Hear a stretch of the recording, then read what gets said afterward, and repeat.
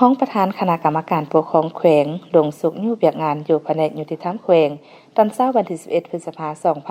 2026ที่ห้องประชุมชั้น3ของสำนักงานปกครองแขวงพงศาลี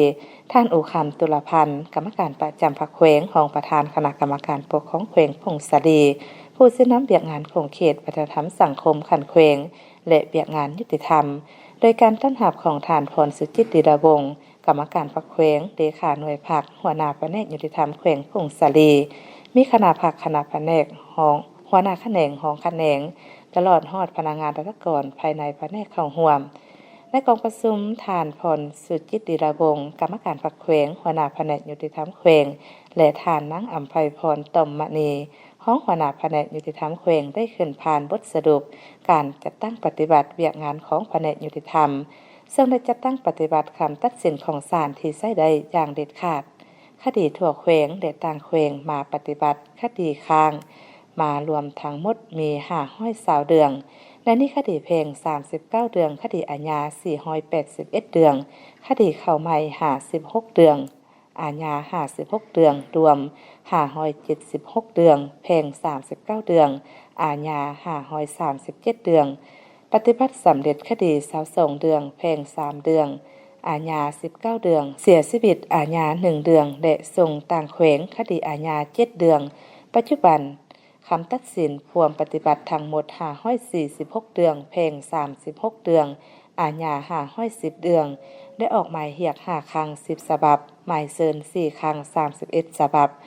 มีผู้เข้าร่วมจัดตั้งปฏิบัติคำตัดสินของศาลจำนวน89เดือน89คนหญิง2คนเรียกงานทะเบียนศาลได้เอาใจใส่เคลื่อนไหวโฆษณาเผยแพร่กฎหมายไปด้วยทะเบียนศาลฉบับปรับปรุงใหม่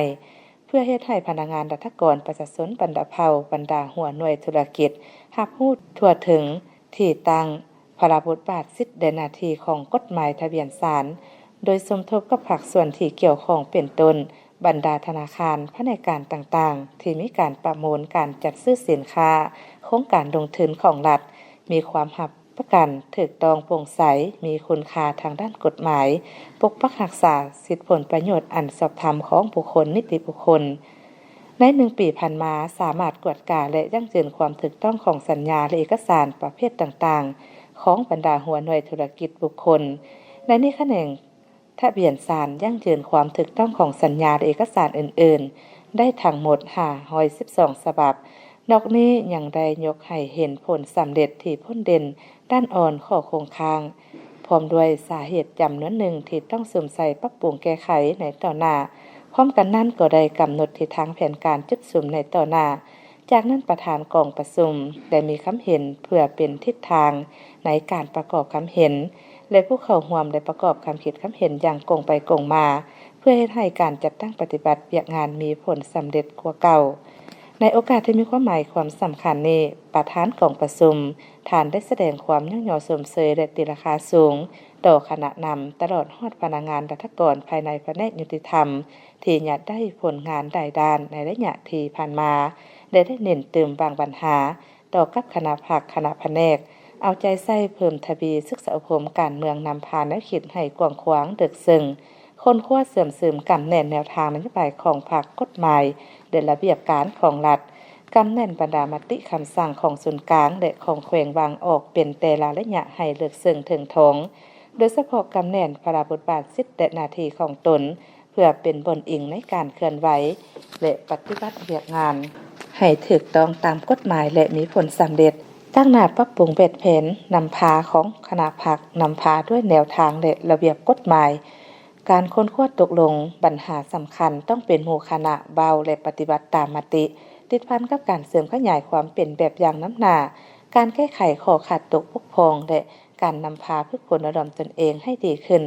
ต่อกับสมาชิกพรรคพนักงานราชการต้องได้กำแน่นบรรดามติคำสั่งของส่วนกลางและของแขวงวางออกเป็นแต่ละระยะให้ลึกซึ้งถึงทงโดยเฉพาะกำแน่นพระบทบาทสิทธิและหน้าที่ของตนเพื่อเป็นบนอิงในการเคลื่อนไหวและปฏิบัติเวียกงานวีซ่าเฉพาะให้ถูกต้องตามกฎหมายและมีผลสำเร็จเอาใจใส่เคลื่อนไหวจัดตั้งปฏิบัติเวียกงานของตนอย่างแข็งแรงและเป็นขบวนการยกสูงความรับผิดชอบต่อหน้าที่การเมืองของตนให้มีผลสำเร็จตามคาดหมายและ ที่ทางแผนการที่ได้กำหนดไว้ให้มีประสิทธิผล